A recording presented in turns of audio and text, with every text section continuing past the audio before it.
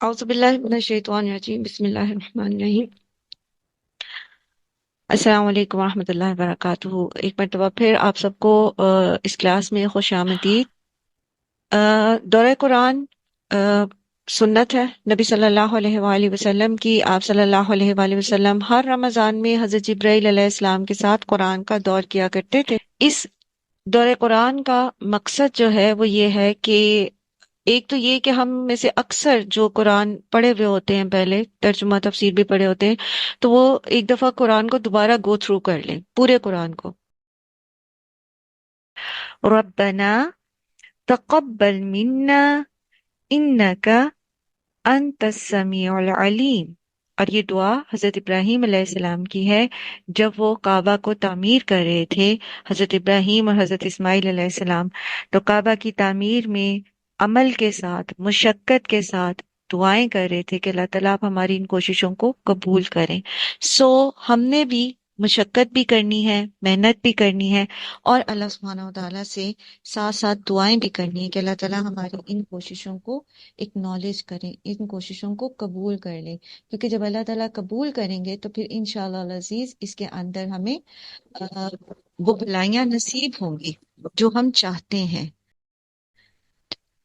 آج کی حدیث، اور آپ سب کو یاد ہوگا خاص طور پر جو للہ کے ہماری ریگولر پارٹیسپینٹس ہیں کلاس کے، ہم نے ایک رمضان ڈائری بنائی ہے، ٹھیک ہے؟ اور رمضان ڈائری میں ہم نے لکھنا ہے میں نے آج کی دعا سے کیا سیکھا، میں نے آج کی حدیث سے کیا سیکھا، میں نے آج کی اسوہ میں سے نبی صلی اللہ علیہ وآلہ وسلم کی اسوہ سے کیا سیکھا، ٹھیک؟ تو انشاءاللہ العزیز ہم اپنے وہ پوائنٹ سارے لکھیں گے، اور پھر at the end of the day ہم دیکھیں گے، رات میں ہم نے سوچا تھا کہ ہم اپنا محاسبہ کریں گے اور دیکھیں گے کہ ہم واقعی یہ چیزیں جو آج ہم نے نوٹ کی تھی ہمیں پوری اس کو حاصل کر سکیں یا نہیں، ہم اپنے آپ کو اس میں ڈھال سکیں ہیں یا نہیں۔ حضرت عمر رضی اللہ تعالیٰ عنہ سے روایت ہے، وہ کہتے ہیں کہ میں نے نبی صلی اللہ علیہ وآلہ وسلم کو یہ کہتے سنا،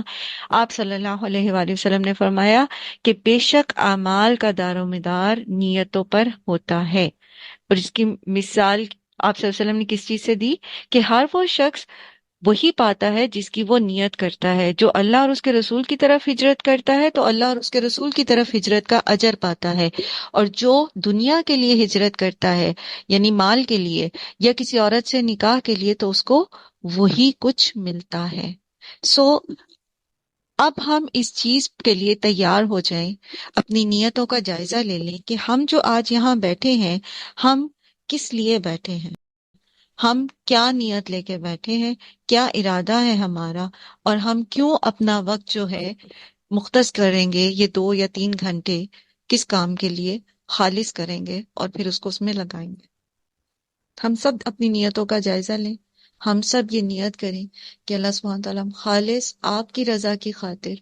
آپ کی دوستی کو حاصل کرنے کے لیے، آپ کے چہرے کے لیے، آخرت میں، قیامت میں، جنت میں آپ کے دیدار کے لیے اللہ تعالیٰ ہم اپنے آپ کو خالص کرتے ہیں، ہم اپنے تمام اعمال کو خالص کرتے ہیں۔ اللہ تعالیٰ ہم سب کو توفیق دے۔ اسوہ حسنہ میں سے جو آج ہم سیکھنے جا رہے ہیں، الرفق یعنی نرمی، جینٹلنس۔ نبی صلی اللہ علیہ وآلہ وسلم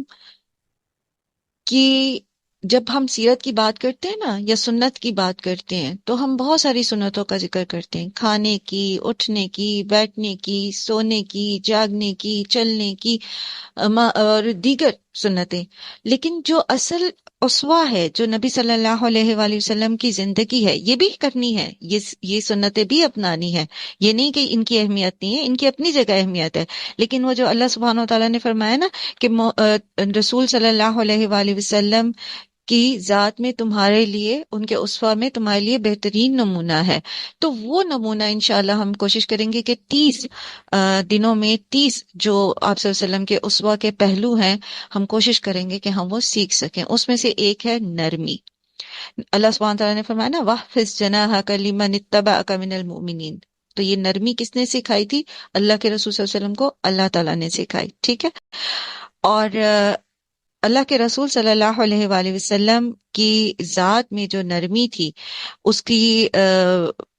وہ ہر معاملے میں تھی، یعنی آپ کے لہجے میں بھی، آپ کے معاملات میں بھی، آپ لوگوں کے ساتھ جو معاملہ کرتے تھے اس میں بھی آپ ان پر سختی نہیں کرتے تھے، نرمی کرتے تھے۔ نبی صلی اللہ علیہ وآلہ وسلم نے فرمایا جب اللہ تعالیٰ کسی خاندان کے لیے بھلائی چاہتے ہیں تو ان میں نرمی ڈال دیتے ہیں۔ تو خاندانوں کی بھلائیوں کا انحصار نرمی پر ہے، نرمی سے ایک دوسرے کے ساتھ معاملہ کرنا، زبان کو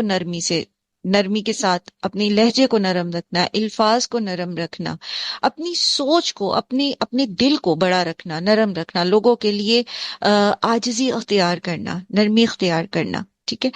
اسی طرح ایک اور روایت ہے کہ نبی صلی اللہ علیہ وسلم نے فرمایا جس کو نرمی میں سے حصہ ملا تو اسے خیر میں سے حصہ مل گیا، اور جو نرمی کے حصے سے محروم رہا وہ خیر سے محروم رہا،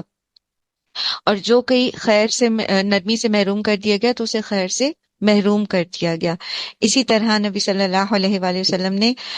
حضرت عائشہ کو نصیحت کی تھی، ہم سب اپنے پلے سے باندھ لیں یہ۔ آپ صلی اللہ علیہ وسلم نے فرمایا بے شک اللہ تعالیٰ نرمی کرنے والا ہے، نرمی کو پسند فرماتا ہے، نرمی پر جو کچھ عطا فرماتا ہے وہ سختی پر اور اس کے علاوہ کسی چیز پر عطا نہیں فرماتا۔ آپ نے فرمایا عائشہ نرم خوئی اختیار کر، سختی اور بد کلامی سے ہمیشہ پرہیز کر۔ انہوں نے کہا آپ صلی اللہ علیہ وسلم نے سنا نہیں کہ یہودی آپ کو کیا کہہ رہے تھے جب وہ آ کے السلام علیکم کہتے تھے، ٹھیک ہے؟ تو حضرت عائشہ کو غصہ آیا اور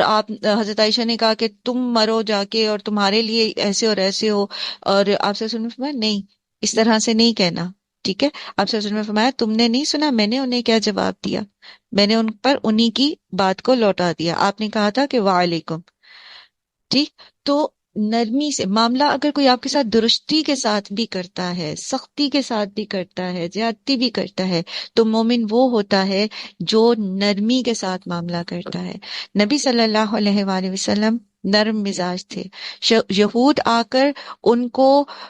زج بھی کرتے تھے، ان پر ٹونٹ بھی کرتے تھے، ان کی اپنے تئیں نعوذ باللہ تحقیر بھی کرنے کی کوشش کرتے تھے، لیکن آپ صلی اللہ علیہ وآلہ وسلم اپنی زبان کو آلودہ نہیں کرتے تھے۔